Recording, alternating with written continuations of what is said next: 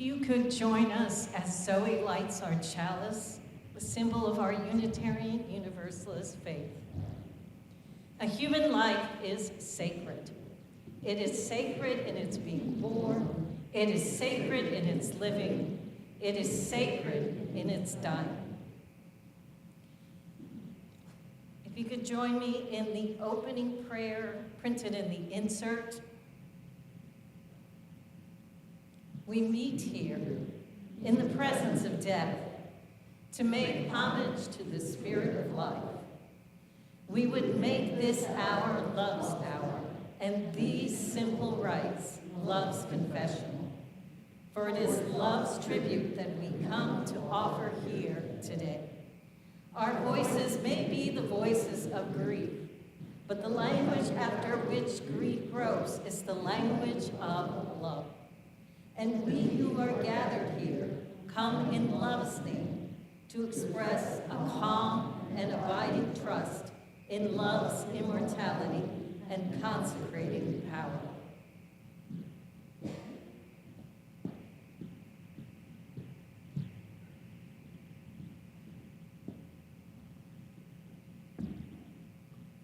Good afternoon, and I'm sure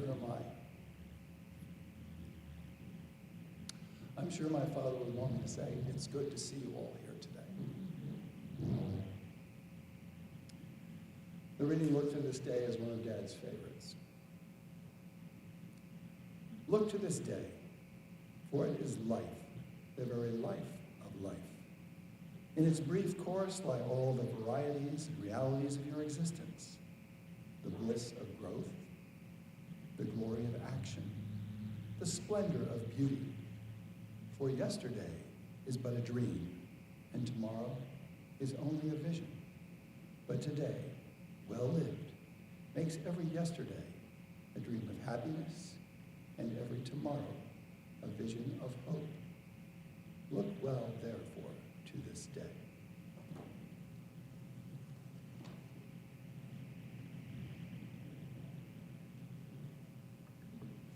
It's my great privilege to welcome you here to celebrate the lives of Gale Julie. At the first UU congregation I ever walked into and then was ordained in, Fourth Universalist Society, they have a phrase in their daily liturgy, or their Sunday liturgy. Welcome here and be surrounded by these walls, thick with prayer and blessing. And that's the spirit that reminds me most of Gale and Julie. The idea of walls being thick with prayer and blessing it's always resonated with me strongly. It carries with it the idea that the work we do in community, whether it be faith community or within families, somehow sticks to a place. When we pass on whatever good works we have been devoted to are inherited by the people and the places we loved, adding an unseen coating, as it were, a foundation of blessing. It is people who make a place, especially a faith community, thick with prayer and blessing.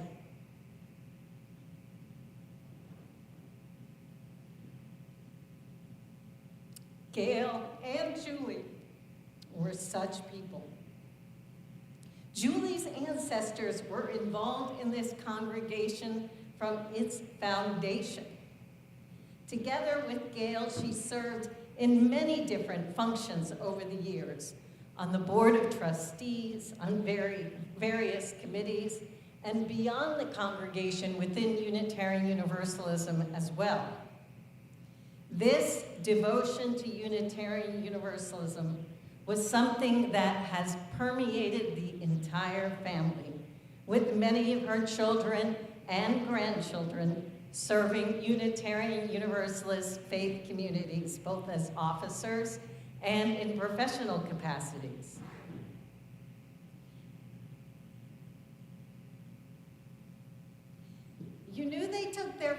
seriously.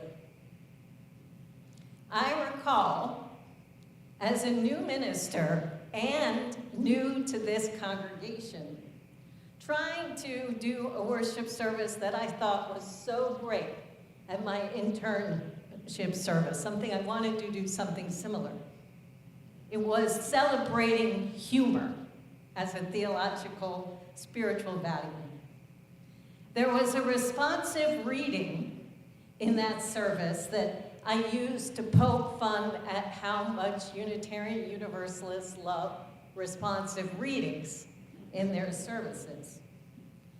After the service, I was approached by both of them, and Gale said to me, "That was meant to be funny." I thought to myself, wow, tough crowd. But in the way they offered that feedback, I knew they were still rooting for me, making allowances to the newbie. The same care and service that they devoted to congregational life, they also displayed in their careers. While Julie served as a teacher, Gale worked as a director of a youth center for high school students, a community center for college students at Western Connecticut College, and in various capacities for our UU campus. They both were devoted to education. This kind of service to people and to community is devotion not just as a career, but also, I think, devotion to ideals. Gale and Julie were people whose devotion laid a foundation for others, not only for their family and for all who come after them, but for all the institutions and people that their lives touched. May their memories be a blessing, and may that blessing be a foundation to last the centuries.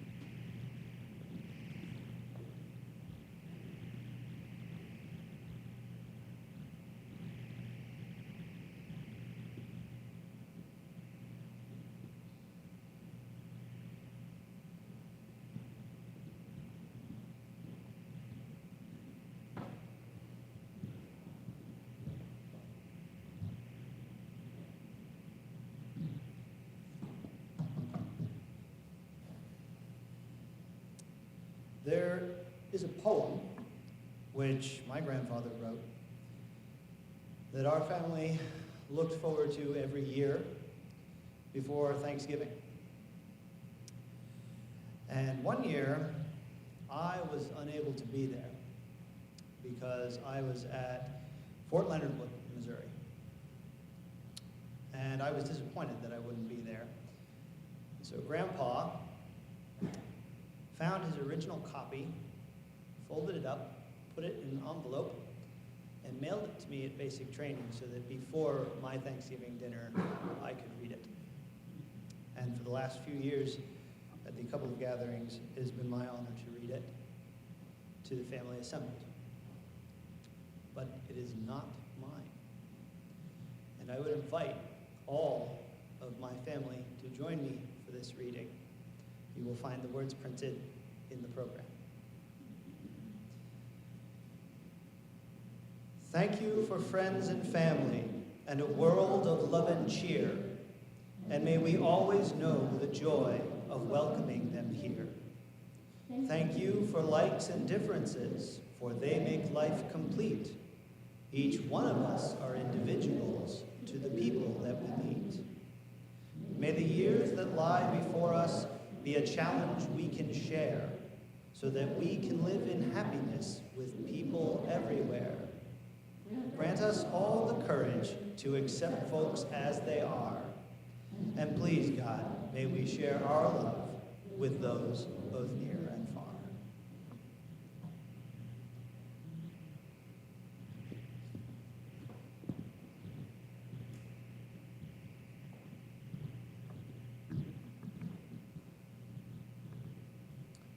Again, welcome. In case you're curious, the dogwood flowers in front of me right now are one of my mother's favorites.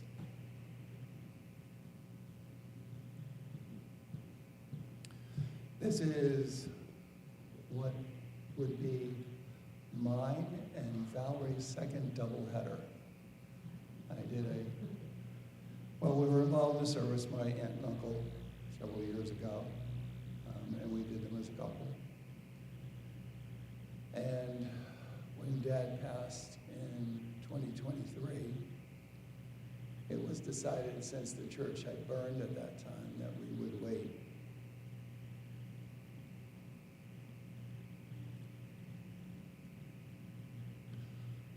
For it to rise from the ashes.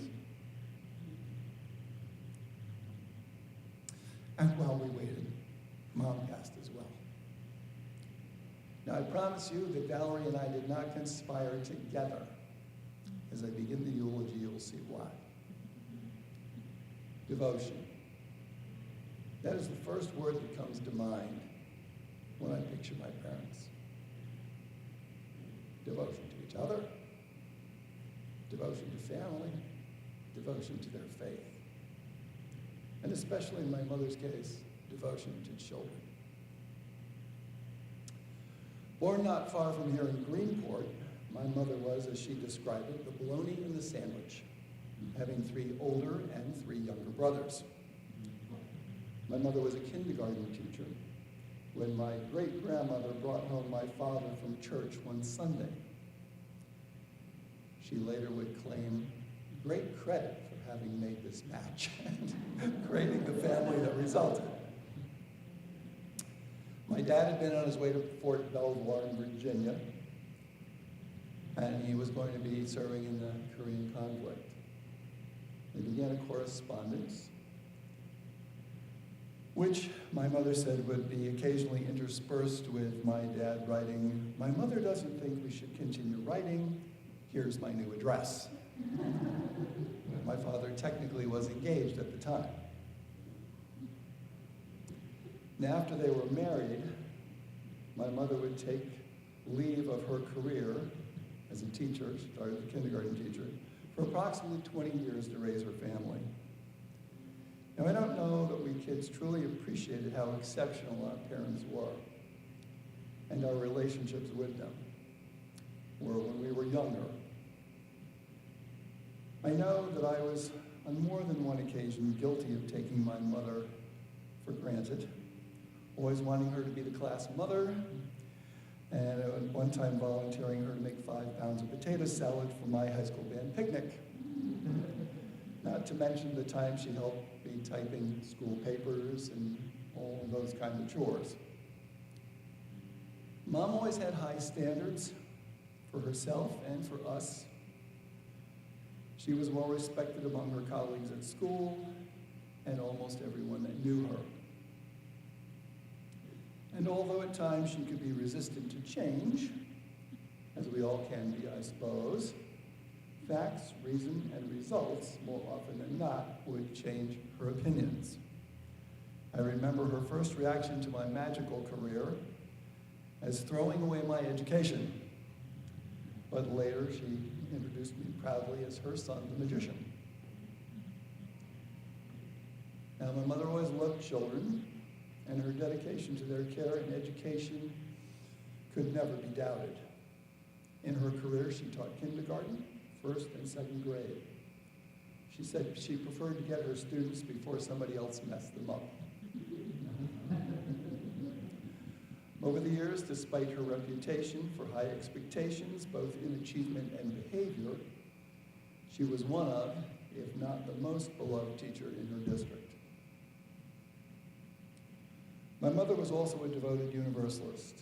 6th, 7th generation, whatever, there seems to be some unclarity still as to exactly how deep that goes. I will tell you as one of the family genealogists that those roots run very deep. My father was the most genuine person I had ever met. Always himself, whether amongst the boys or in mixed company, he was always himself. Dad was most often the calm in any storm. He tended to be practical. He searched for solutions rather than place blame or to seek recognition. He most often placed the welfare of others above himself.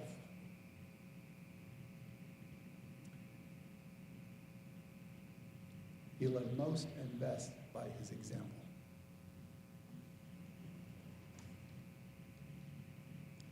Born in Cedar Rapids, Iowa, he too was from a Universalist family. He often told me that until he met Mom, he was rather adrift, that it was meeting and forming a relationship with her that gave his life direction. Graduating from the University of Minnesota with honors, he would go on to graduate work at Springfield College and New York University, much to the astonishment of his own mother. Dad was definitely a family man. On several occasions, he remarked to me, he says, "I never understood the idea of spending quality time with you kids. So the only way I knew how to do that was to spend lots of time with you." He would always say that he never knew when that quality time would happen. He said sometimes it could be washing the dishes after dinner, other times it might be going out to the grocery store, maybe it was on a family trip. He just never knew, so he always needed lots of it to be sure that it did happen.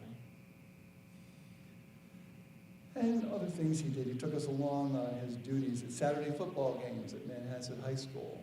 He always got a coat during intermission because Dad was kind of in charge of the ticket booths and stuff. And so yeah, when it come to halftime, and we'd go down to the youth center, he'd store away all the receipts and everything and get us a coat from the coat machine.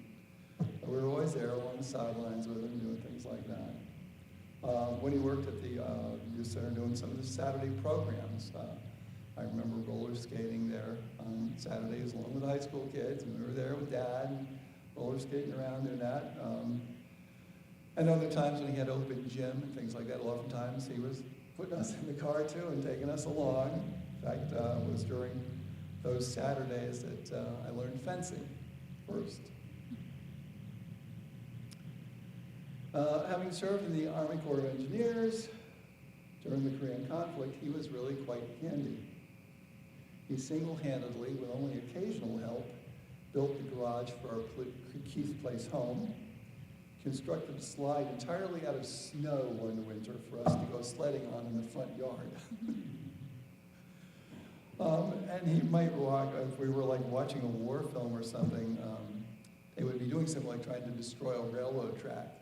And my very easygoing, otherwise very passive father would say, "That's not how you set the charges to blow up a railroad track," and then would proceed to tell you how it was done. Or he would describe having to clear a section of trees with there's a zip cord they used. He'd say, "No, you have to run around the trees, run this around the trees, run the trees, just light them, and then pow!" So, yeah, there was definitely always the kid in him. He just enjoyed life. But Dad was also athletic. Some didn't know, but he could ski. He could ski jump. I actually have a picture of him doing that from the newspaper. He was an ice skater or roller skater. He played tennis. He could sail. He canoed. Played a number of team sports. In fact, organized at Western Connecticut, was now Western Connecticut State University, organized the summer softball league there that some of us participated in. And at one time, little known, he was a dance instructor for the Arthur Murray Studios. So that's why he was light on his feet. So after leaving Manhasset, where he was youth center director, he would spend 23 years as the director of the student center at what is now Western Connecticut State University. After his retirement, he would comment to me that he was now busier than he ever had been while he was working. I really didn't understand how special my relationship with my parents was until I reached college. Many high school kids had seemed embarrassed when their parents came to school. I was always proud to have mine around. At college, I was surprised to find out how many young men seemed to have such poor relationships with their fathers. We, my siblings and I, have been truly blessed, and they will be missed. Not only by us, but by all who knew them. I wish for all children that they think that their parents are the best, the most wonderful, top of the list. Please don't spoil their expectations by letting them know we've already had them.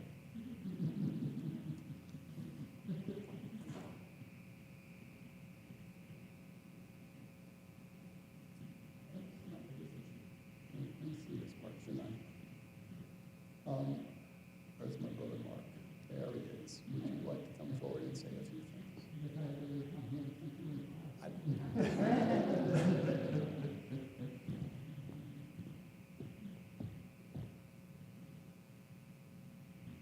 Good afternoon. I'm Mark Alexander.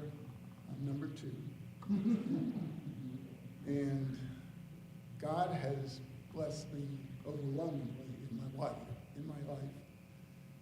And one of the biggest blessings I got was when I was born, God gifted me to these 2 people.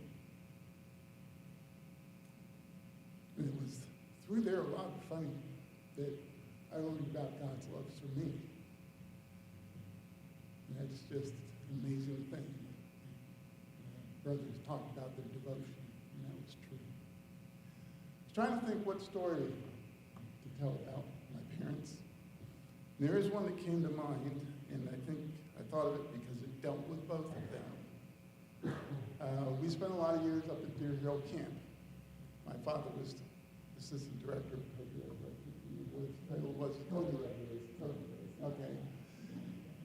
And my mom was dining hall supervisor, basically.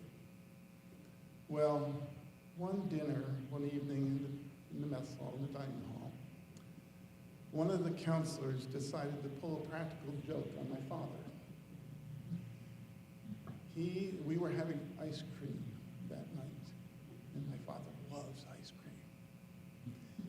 And it was, so the counselor came up and gave my father a nice big bowl of vanilla ice cream with chocolate sauce on it. It was really good. Well, he took a bite, and you could see it from across the room that it wasn't ice cream. It was a big bowl of butter.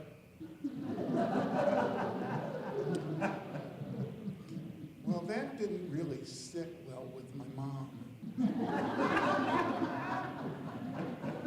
Do not mess with her husband. So, took a little while, but she planned her revenge. So she took some apple cider vinegar and she chilled it. And the counselor who happened to serve my father the ice cream, his habit in the morning for breakfast was he would walk up to the table, go to the front, there'd be juice sitting there at his place.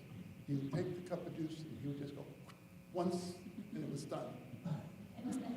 So she chilled the apple cider vinegar and she put it in the glass and she put it in his place. And sure enough, he walks in, grabs that glass, and takes the gulp, and he can't stop it.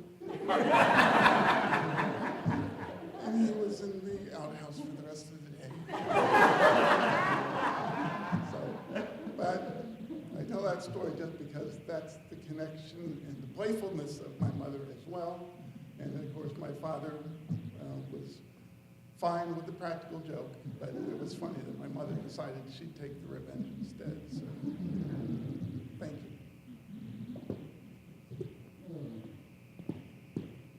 Yeah, no messing with Mom and her man, that's for sure.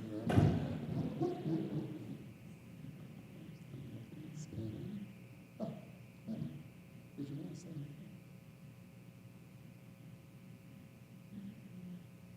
Okay, that's all right.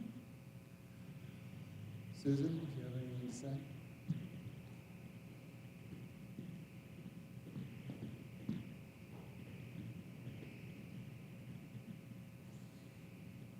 Okay, actually, I remembered that same anecdote and had thought about sharing it, so I'm so glad you did. Because you were there. I only heard about it afterwards. So there are all kinds of memories, that I could share. And my memories of our family and Mom and Dad, it's just like a scrapbook full of photos, full of little snapshots, all kinds of stuff. Most of them really positive, but of course there were moments like you with Mom about your magic to start with. I mean, she didn't like my boyfriend's long hair in college, those kind of little things. But the important things from my folks or the big life, quality things.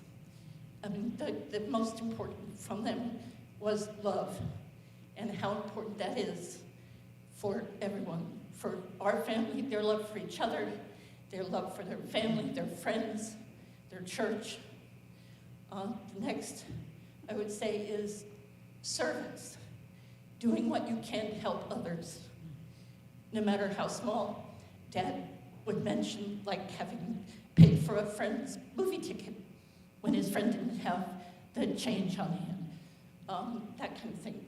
No matter how small, if you could do something for someone else, that was the thing to do. The third thing that I am so grateful to both of them for is never feeling that I was less of a person because of my gender. It didn't matter, it does not matter what your gender is, what your orientation is. You are a worthwhile person and can do whatever you set your mind to do. And so I never, as I was growing up, never felt less because I was female. Never felt like I couldn't do the things that the boys could do. And fortunately, they raised 5 kids who all had that same attitude. I mean, all the men in our family, they would never think less of any of us who are female or other. And I think that is such a gift. And then the last thing that's important to me is to make the most out of each day, to live your life like this day is more important than yesterday or tomorrow. And I can remember asking my dad back when I was like 5 years old, if there was really a heaven and a hell. And he said to me, my thoughts about heaven is right here on earth, and it's what you make of your life here. And so it's important that you make the most of each day, do what you can for others, and share your love and service with those around you. So, thank you.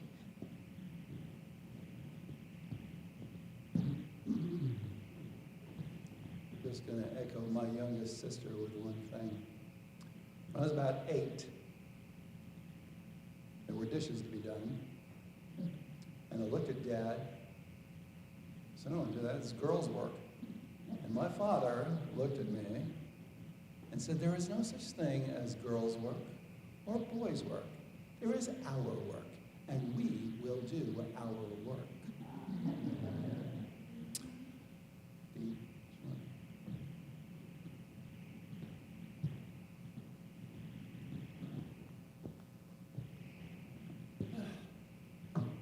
For those who don't know, I'm Dean.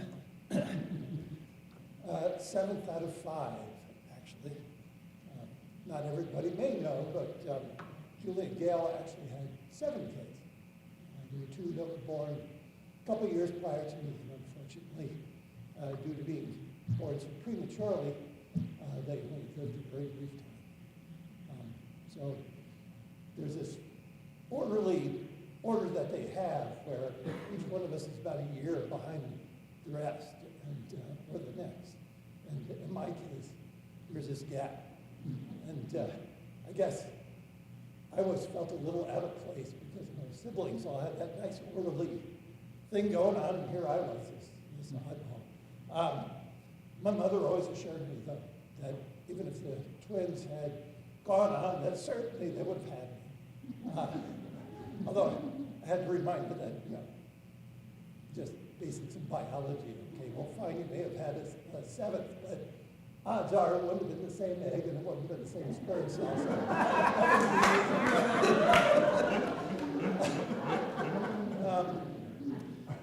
at any rate,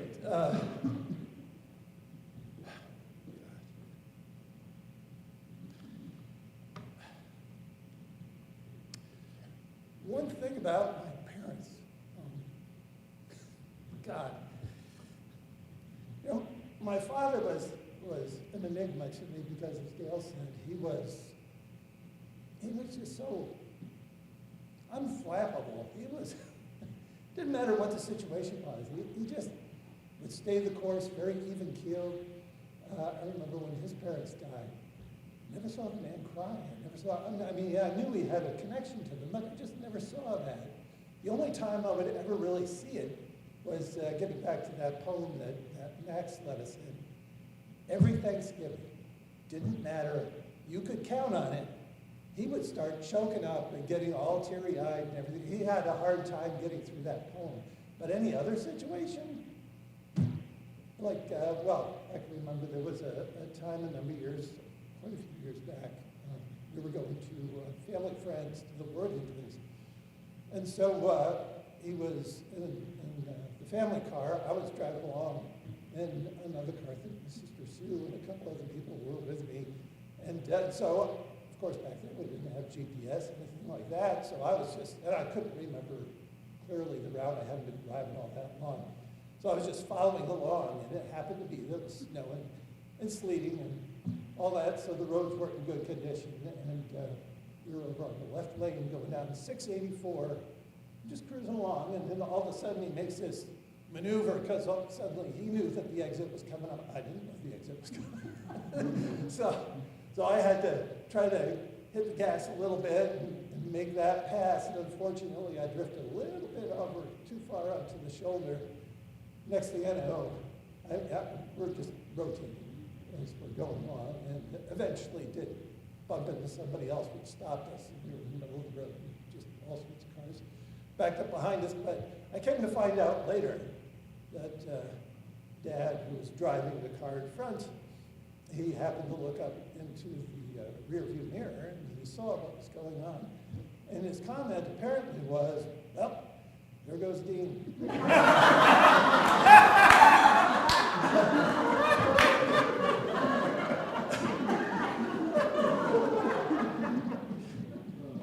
that was, I don't know. It was, and yet I know he was such a passionate, loving, sensitive person. And apparently I got a lot of it because I have a hard time getting through this. And the same with my mom. The two of them, he was the peacemaker, he was the communicator. She was undoubtedly the authoritarian. She was the one she was the captain of the ship. She was the one guiding us through. And he had no problem working with her. As Sue said, you know, as Gale just mentioned, work was for everybody. We were all in it together, which I think really ties to the whole universalist way of looking at things. And I know that they're instilling in us the importance of faith. And that's what I used to come out to this church on a regular basis back when I was very young. And it really did. It was like an anchor for me when I went through some difficult times. It really was. Just the importance of, well, as he says in that poem, accepting folks as they are. And that's really what it's all about. God knows the world could use a lot more of that right now. If we could just accept people as they are. And to my mother, I would just say one thing before I finish up. I think I owe the woman an apology. Because I know I drove her just absolutely crazy when I was an adolescent. She always had, they both did, they always had, well, they wanted for us to set our expectations so high. They always stressed the importance of always doing your best. Whatever the situation is, there's no justification for holding back. Do whatever it is. My dad, when we were talking about his Army experience, he didn't want to go. I mean, he was drafted. But he always said that one of the things that helped him get through it was he always made a point to volunteer. When they were looking for someone to volunteer, he would put his hand up. Because sure, he could, he didn't want to be there, and he could have wallowed in it. He could have, dragged his feet and been down about it, but he figured, this is where I am, may as well make the most of it. But anyway, getting back to my mother, I honestly, genuinely wish to say to her that I'm so sorry that through high school, especially, that was a hard time for me. And I know it just drove her crazy, that she would try anything to get me motivated. And and she was always one who was, she was always looking for an argument. She would, come at me with it. And I was always a rather passive person. Drives my wife nuts.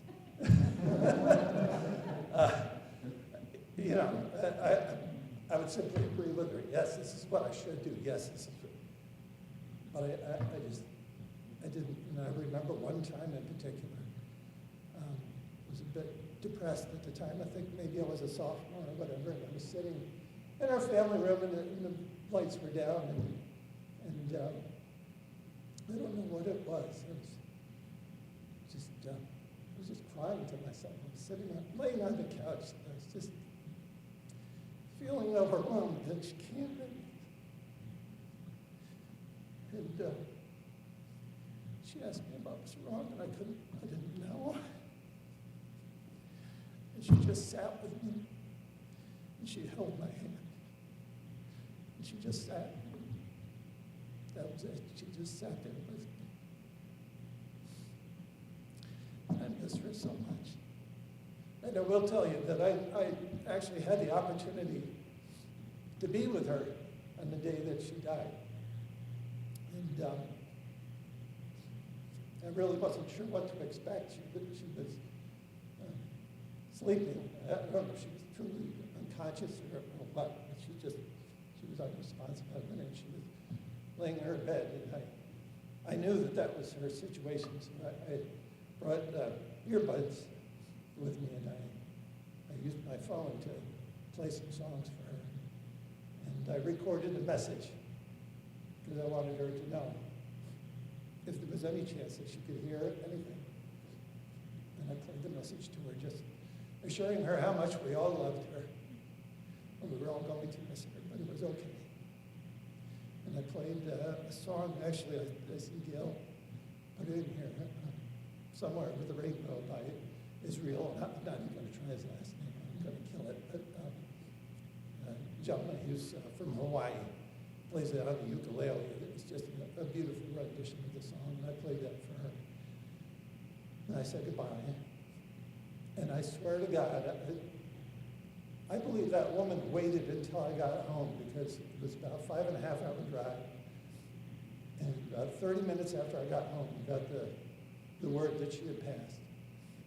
And I think she waited for me to get home safe before she descended those times. Thank you.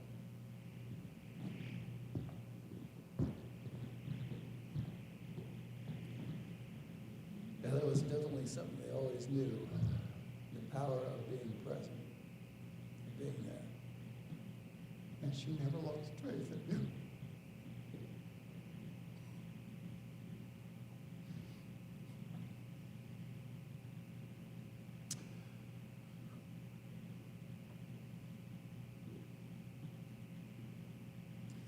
Okay, let's see.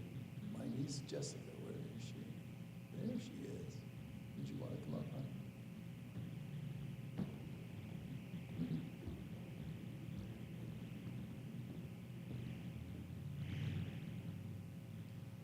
Sorry, I have to read if I'm speaking, so I have to read. I consider myself very fortunate that I got to grow up so closely to Grandma and Grandpa. Because we lived on Long Island, we got to come out here every Sunday. Time with Grandma and Grandpa was a large part of my childhood and my young adulthood. And I credit a lot of who I am today and what I do and my passion for Unitarian Universalism to them. Grandpa was always a big smile and a laugh with those twinkling blue eyes and a warm hug and a reassuring hand.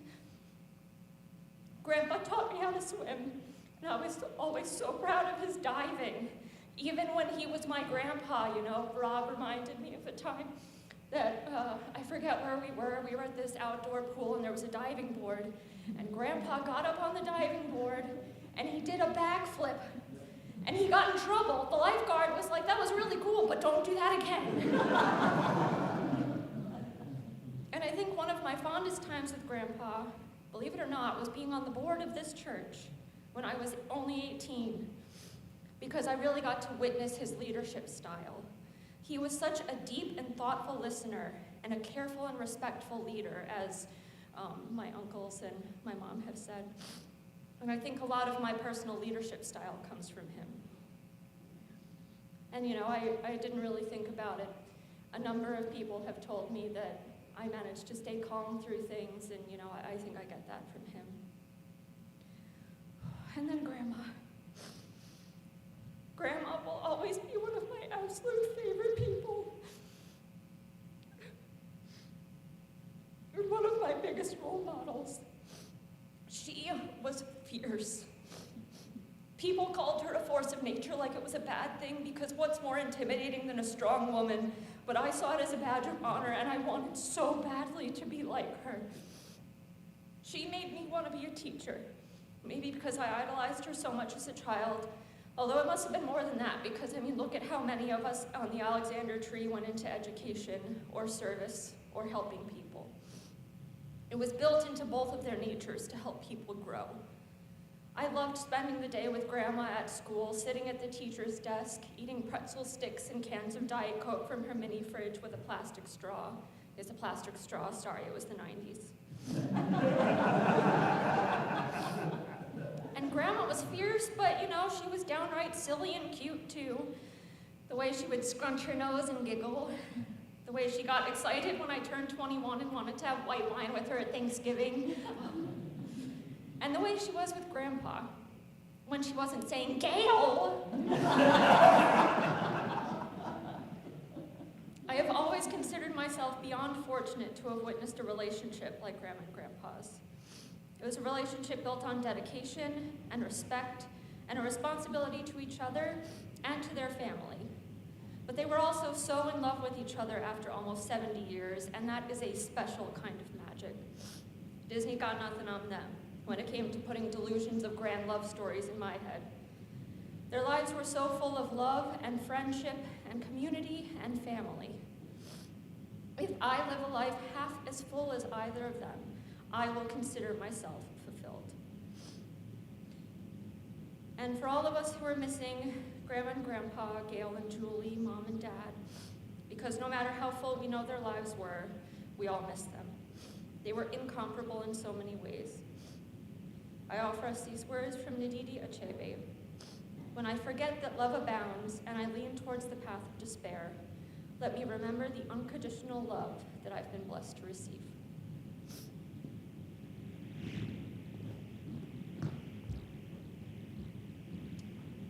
Okay, I'm going to fill in here because Dean mentioned there are 7 of us. Well, I have a message from the 8th here.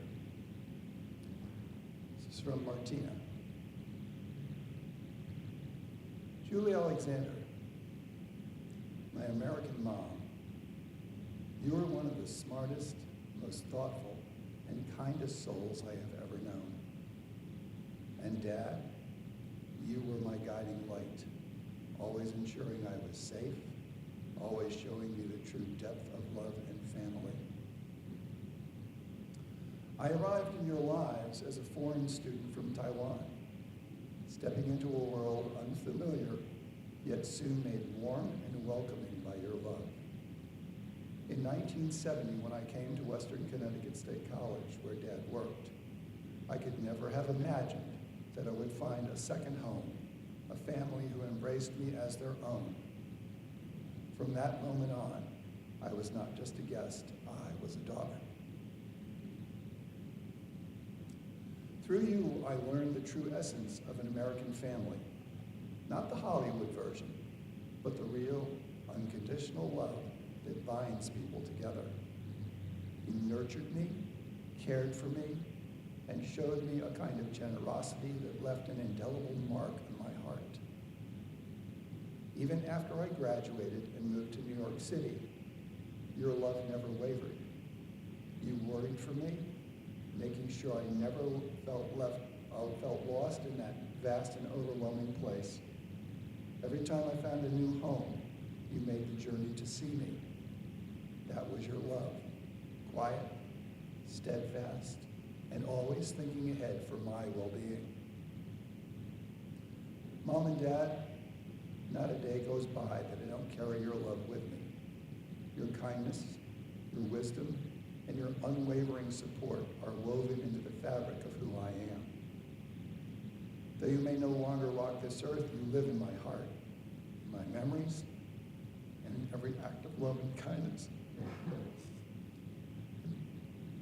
I pass forward. I miss you both dearly. Thank you for being my American family. Thank you for being my mom and dad. With all my love, Martina.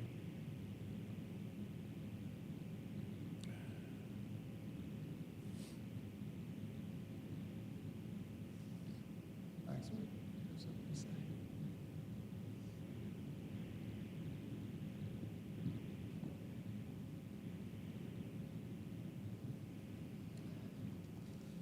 Don't worry, Jess, I got you. I have to write it down too.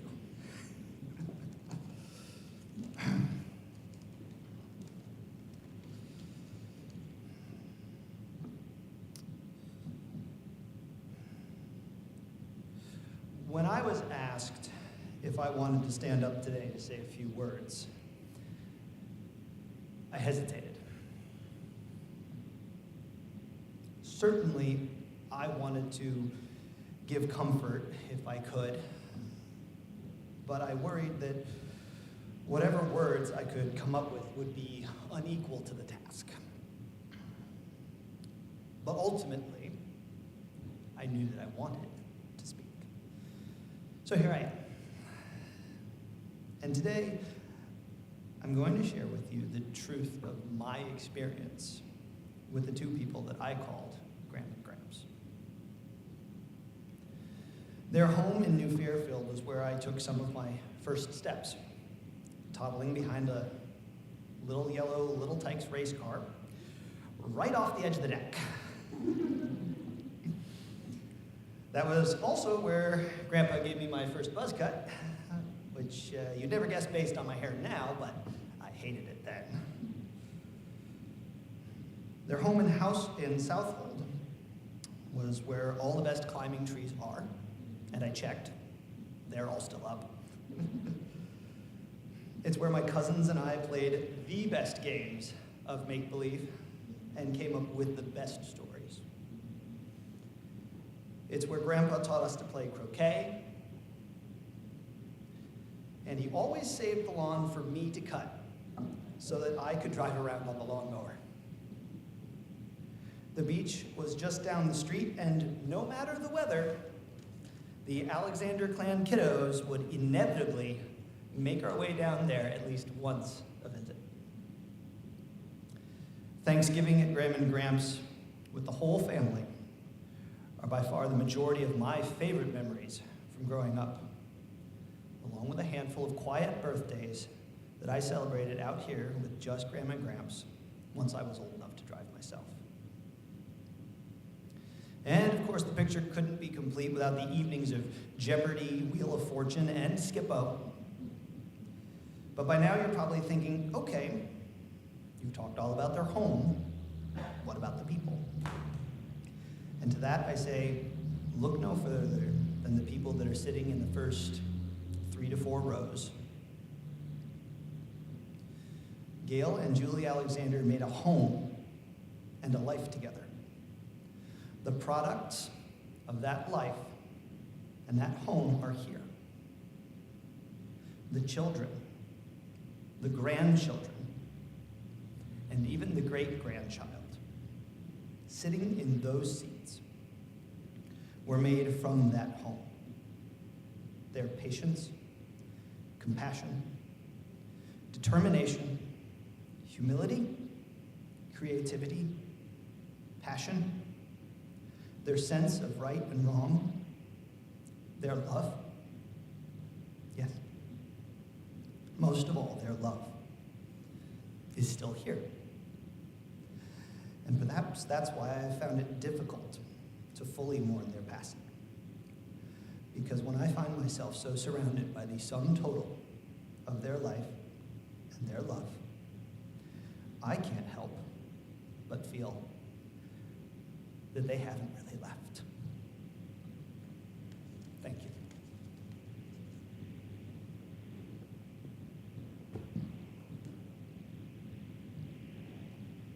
I hope I'm doing this in chronological order. Let's see. Zoe, I think you're next. Where is she?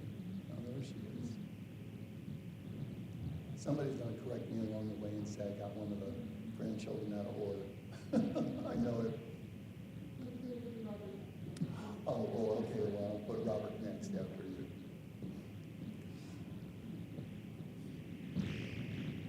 Seems to be a trend. We all seem to need to write things down. I know I would get off track if I didn't. Thank you all for being here today with all of my family to honor the lives of my Gramps and my Grandpa, Gale and Julie Alexander. I am the daughter of their oldest son, Gale. I have so many fond memories of spending time with my grandparents. My grandpa taking all the grandkids to the beach. He'd be out there swimming laps through the bay while all of us just played. My grand's oftentimes, never to get her hair wet, She would always be on the shore and only go up to about her knees. She'd never go above that. I think she was afraid we'd start splashing her. And then as time went by, she would stay behind because we were all, at that point, old enough to be able to watch ourselves while Grandpa did his thing. And we'd come back, and she'd be in the little breakfast nook playing Scrabble or Solitaire or Free Cell, or knitting away at an Afghan that she was making for someone, anyone, sometimes for the church sales, I believe, as well. And just quiet moments. And one summer in particular, I remember I had done poorly in the school year before. It was the first year I had started getting a little distracted. And my grandmother took it upon herself to tutor me every day that I was out there. I was not the happiest, but thankfully some of my cousins joined in with me with some of the flashcards that she did with me. But that summer, my grams really opened my eyes to learning and falling in love with it. And my love of learning blossomed and bloomed that summer, just like the beautiful flowers that she always had in all of her gardens. And my grandfather, just always very stoic and sitting there and observing. But any time I'd walk into the room after not seeing him for a long time, he'd be like, "Hi, Zozo."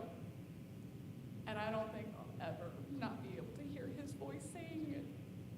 And that's all he would have to say for me to know that I was loved. And I know we will all dearly miss them. And not just the family, but all the friends and members of their community that they had here. And I truly thank you all again for being here with all of us today.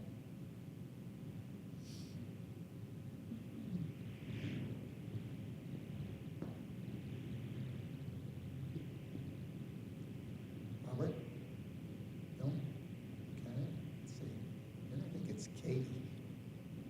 No? Melissa, you were going to share a story with us.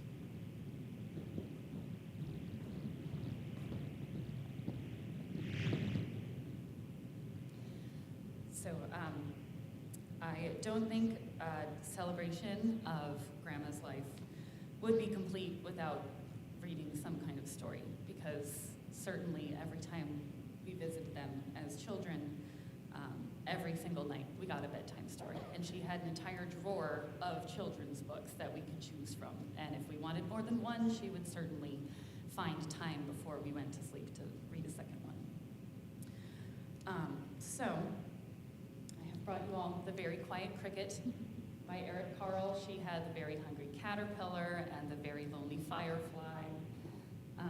But The Very Quiet Cricket, at the end, the two crickets, they meet their soulmate, and especially as a celebration of Grandma and Grandpa. I think it's especially sweet. Because really being their grandchild, especially growing up going to this church, I really had the feeling that they were not just my grandparents, they were an institution. Everybody knew the Alexanders, and if there was someone new to the church who then said, "Oh, who are you?" "Oh, I'm, Mr. and Mrs. Alexander are my grandparents." Oh, well, we love the Alexanders.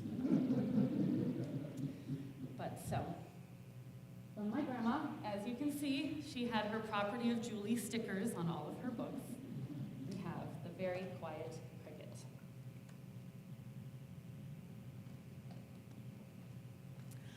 One warm day, from a tiny egg, a little cricket was born. "Welcome," chirped a big cricket, rubbing his wings together.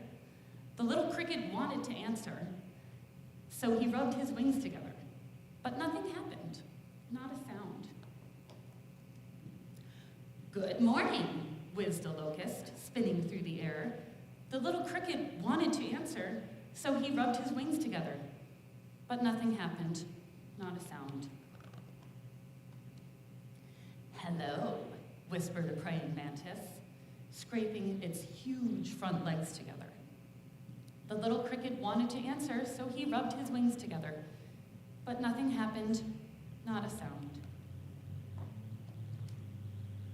Good day, crunched a worm, munching its way out of an apple.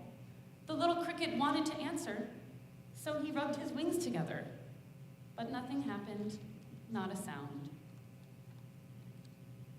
Hi, bubbled the spittlebug, slurping in a sea of froth. The little cricket wanted to answer, so he rubbed his wings together. But nothing happened, not a sound. Good afternoon, screeched a cicada, clinging to the branch of a tree. The little cricket wanted to answer, and so he rubbed his wings together, but nothing happened, not a sound. How are you? Humbled a bumblebee, flying from flower to flower. The little cricket wanted to answer, so he rubbed his wings together, but nothing happened, not a sound. Good evening, whirred a dragonfly, gliding above the water. The little cricket wanted to answer, so he rubbed his wings together, but nothing happened, not a sound. Good night, buzzed the mosquitoes, dancing among the stars. The little cricket wanted to answer, and so he rubbed his wings together, but nothing happened, not a sound. A Luna moth sailed quietly through the night, and the cricket enjoyed the stillness. As the Luna moth disappeared silently into the distance, the cricket saw another cricket. She, too, was a very quiet cricket. Then he rubbed his wings together one more time, and this time, he chirped the most beautiful sound that she had ever heard. Thank you.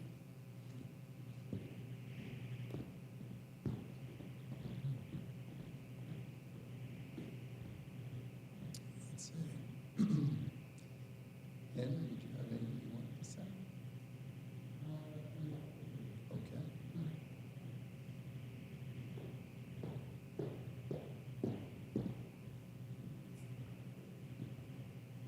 Hello, everybody. I'm Hen. So I wasn't going to say anything, but I think Grandma was speaking to me just now. So my grandparents, they would come down to Tennessee, and they would take us to the Chinese buffet. So whenever I was younger, I could eat a lot of food. So I could eat like 10 plates. So I remember one day my grandma was like, you have hollow legs. And so, I kind of didn't take that very well. It just, but now that I think about it is that when I was getting older, I was like, the reason why she would say it is that she would always make sure that all our family was fed. So like I noticed that whenever we would come here to Long Island, like we would always have like a picnic style gathering, and she would like provide a lot of food. So I thought that was really special and stuff. So, but yeah, so I just remember Grandma, Grandpa, they always want to make sure that we were all taken care of. So.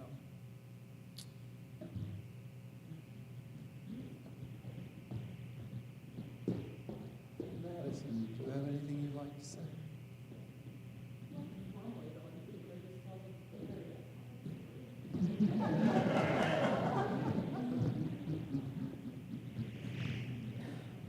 Okay, so this just came to me, but has actually come to me many times when I think about specifically bringing our dog, Ringo, or the Beagle, to Long Island over the summer or Thanksgiving.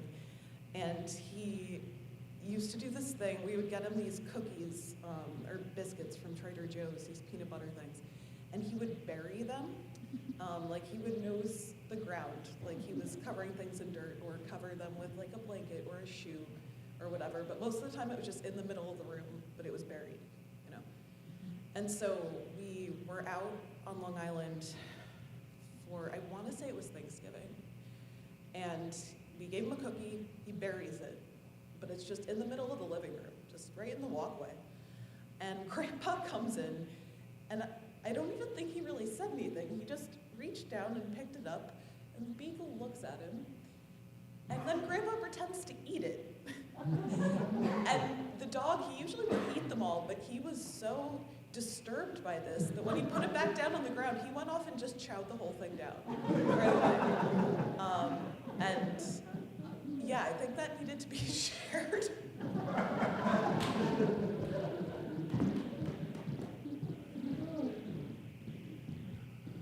Let's see, Lynn, did you want to say anything? No? Okay, that's fine. Jordan, did you want to share? Okay. How about you, Bryce? Okay. David. I'm going to make sure I get through everybody. I'm safe, right? I didn't forget anybody. Hey, when you got a lot of them, that's always the danger. You're going to leave somebody out. We will, of course, have all sorts of other wonderful stories to share afterwards. But thank you all that did share and for doing that. Next, do you want to play that song for us? This is the last piece of music played for my mom before she passed.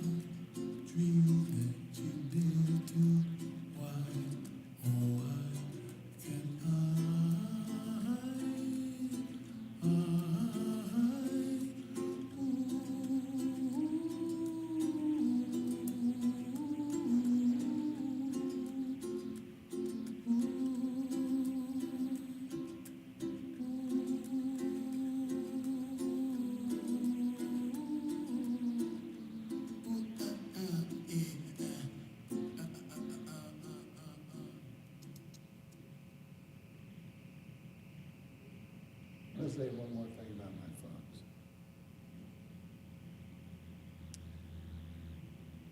In Dad's poem, he talks about sharing love with everyone. They live that. Things like racial divide, economic divide, other things, gender, you name it, all the issues that are out there in society where they try to divide us. They always believed in equality. We learned this from the time we were very small. I don't know whether you all are familiar with the movie Pay It Forward, where it talks about taking kindness and paying it forward. Dad was an advocate of that decades before that film ever came out.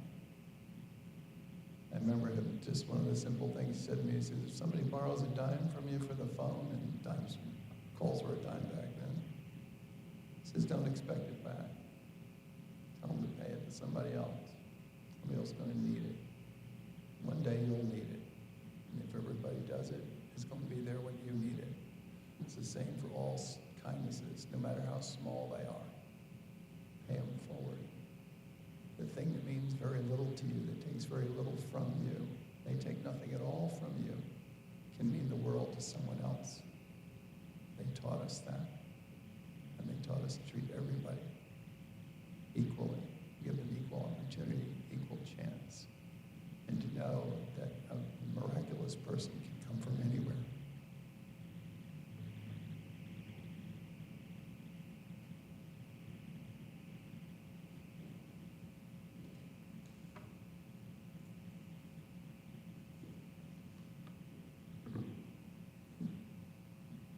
Our closing words this morning, or this afternoon, are from Kenneth W. Collier. I do not know where we go when we die, and I do not know what the soul is, or what death is, or when, or why. What I know is that a song once sung cannot be unsung, and the life once lived cannot be unlived, and the love once loved cannot be unloved.